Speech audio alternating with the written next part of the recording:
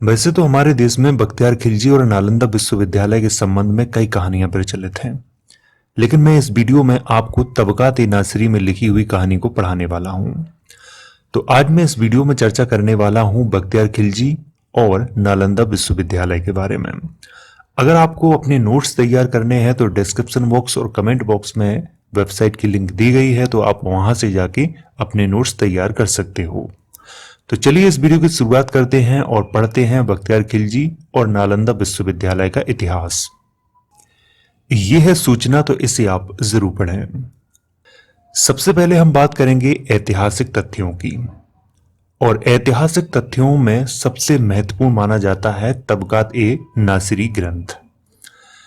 तबकात-ए-नासिरी की रचना 13वीं शताब्दी में मिन्हाज-उस-सिराज के द्वारा फारसी भाषा में की गई थी, और इसमें मोहम्मद गौरी से लेकर नासिरुद्दीन महमूद के शासनकाल तक की जानकारी मिलती है।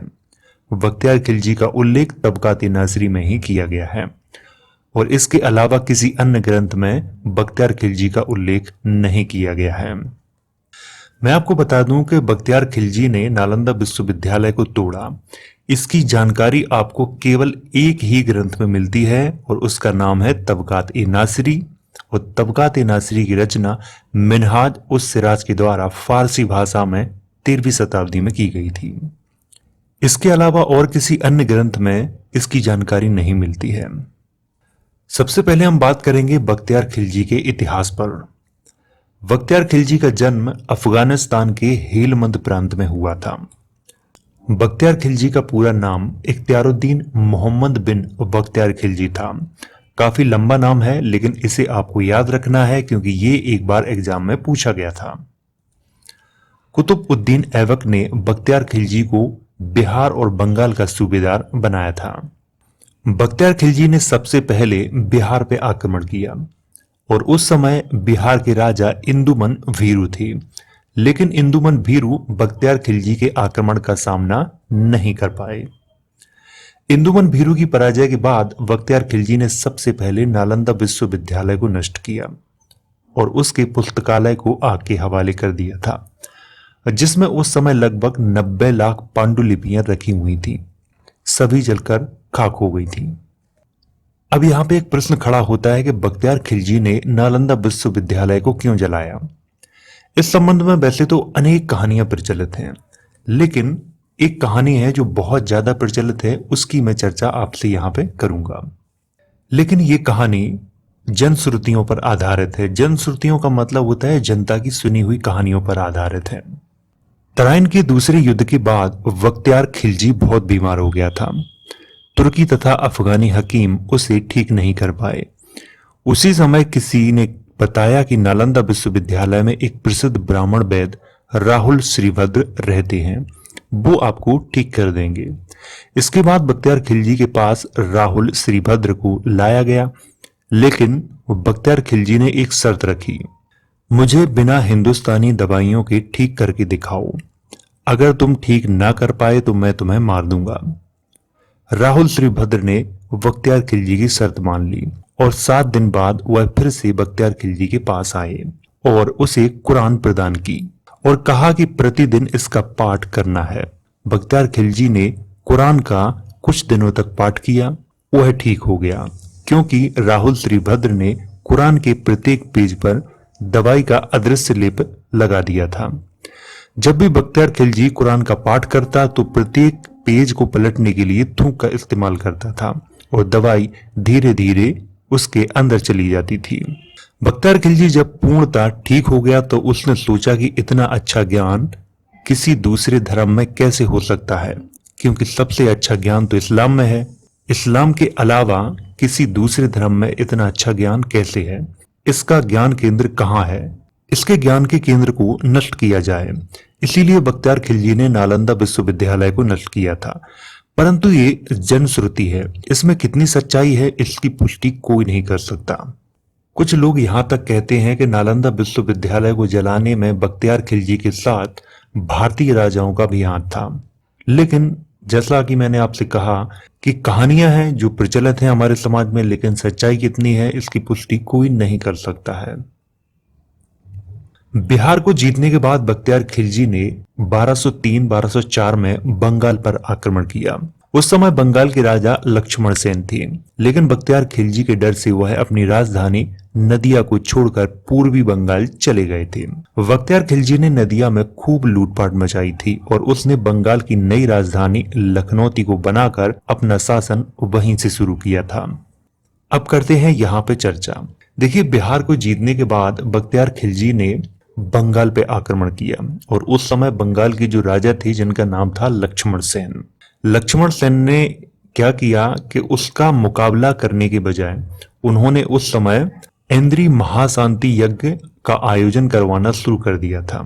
लेकिन बख्तियार खिलजी की सेना रुकी नहीं और नदिया पे उन्होंने धावा बोल दिया था। नदिया लक्ष्मण सेन की राजधानी थी।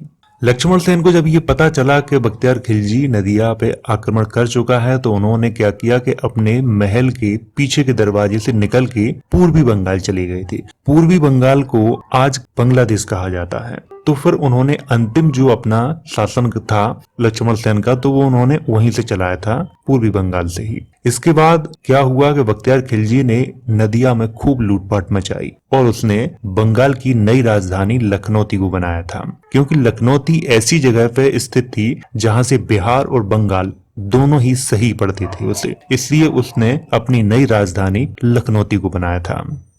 1205 ईस्वी में बख्तियार खिलजी ने तिब्बत पर आक्रमण किया, लेकिन वहां की जनता ने राजा के साथ मिलकर बख्तियार खिलजी की सेना को बुरी तरह वहां से खदेड़ा। 1205 ईस्वी में ही पश्चिम बंगाल के भानगढ़ नामक स्थान पर अली मर्दन के द्वारा बख्तियार खिलजी की हत्या कर दी गई थी। तो यहाँ पर कर लेते हैं थोड़ी सी चर्चा। 1205 में क्या हुआ कि बख्तियार खिलजी को ऐसा लगा कि मैंने बंगाल बिहार तो जीत ही लिया है, क्यों ना आप तिब्बत पे चलते हैं आक्रमण करने।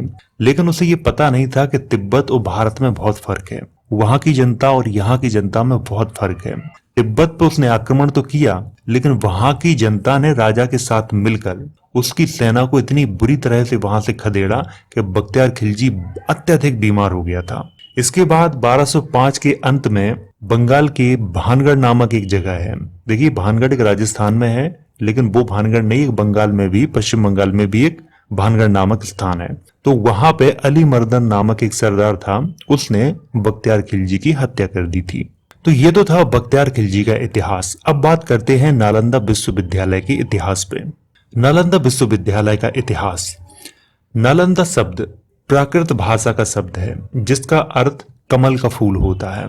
देखिए, इस संबंध में इतिहासकार अलग अलग अपनी राय रखते हैं। कुछ इतिहासकार ऐसा मानते हैं कि संस्कृत का शब्द है, लेकिन संस्कृत का शब्द नहीं है, ये प्राकृत भाषा का शब्द है और इसका अर्थ कमल का फूल होता है। दरअसल नालंदा नहीं है, नालंदा है सही शब्द, लेकिन इतिहासकारों ने नालंदा प्रसिद्ध किया हुआ है, तो हर इतिहासकार ने नालंदा ही लिखा हुआ है।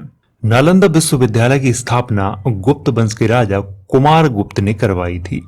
ये मैं आपको पढ़ा चुका हूं, जब मैं आपको कुमार गुप्त के बारे में पढ़ा रहा था तब मैंने इसकी चर्चा वहां पे की थी।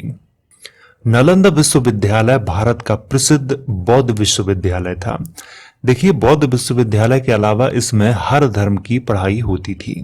नालंदा विश्वविद्यालय में गणित, ज्योतिष, खगोल शास्त्र, चिकित्सा, दर्शन शास्त्र, साहित्य आदि की शिक्षा प्रदान की जाती थी।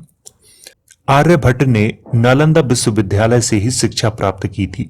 आप लोगों ने आर्यभट्ट का नाम तो जरूर सुना होगा। तो आर्यभट्ट ने कहां से शिक्षा प्राप्त की थी? नालंदा विश्वविद्यालय से ही शिक्षा प्राप्त की थी। ये आपको यहाँ पे याद रखना है। ये नालंदा विश्वविद्यालय दुनिया का सबसे बड़ा विश्वविद्यालय था, जहां पर देश विदेश से छात्र पढ़ने आते थे, जिसमें चीनी यात्री वेनसोंग और इत्सिंग का नाम सबसे प्रसिद्ध माना जाता है। देखिए, मैं आपको बता दूं कि नालंदा विश्वविद्यालय अभी आप जो भग्नावशेष को देखेंगे वो केवल 10% है, 90% तो और बाकी है। तो दुनिया का सबसे बड़ा विश्वविद्यालय माना जाता है नालंदा विश्वविद्यालय। लेकिन सबसे प्राचीन विश्वविद्यालय कौन सा माना जाता है? वो माना जाता है तक्षशिला। तक्षशिला आधुनिक पाकिस्तान में है।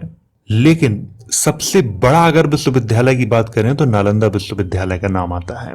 नालंदा विश्वविद्यालय का उल्लेख वेनसोंग और इत्सिंग ने अपने लेखों में किया था और उन्हीं लेखों के आधार पर अलेक्जेंडर कनिंघम ने नालंदा विश्वविद्यालय की खोज की थी। मैं आपको बता दूं कि किसी भी भारतीय ग्रंथ में नालंदा विश्वविद्यालय का उल्लेख नहीं किया गया है। इसका उल्लेख वेनसोंग और इत्सिंग ने अपने लेखों में किया था और उन्हीं लेखों के आधार पर अलेक्जेंडर कनिंघम ने नालंदा विश्वविद्यालय की खोज की थी। नालंदा विश्वविद्यालय के अवशेष आज बिहार के राजगीर के पास स्थित हैं, जिन्हें आज भी देखा जा सकता है। देखिए, नालंदा विश्वविद्यालय की अगर बात करें आज के समय में, तो आज केवल उसके जो अवशेष हैं वही बचे हुए हैं। नालंदा विश्वविद्यालय के पास ही विक्रमशिला विश्वविद्यालय था। हालांकि इन सब के बारे में मैं आपको पढ़ा चुका हूं। अगर आपने मेरे पिछले वाले वीडियो देखे होंगे तो आपको जरूर मालूम होगा। तो इस वीडियो में आपको क्या याद रखना है, जितना मैंने हाईलाइट किया हुआ है वो आपको याद रखना है। और अगर वीडियो एक बार समझ में ना आया हो तो आप इसे दोबारा जितनी बार चाहे उतनी बार देख सकते हैं। वीडियो अगर अच्छा लगा हो तो इसे लाइक करें, शेयर करें। अगर आपका कोई सवाल है तो कमेंट करके आप मुझसे पूछ सकते हो।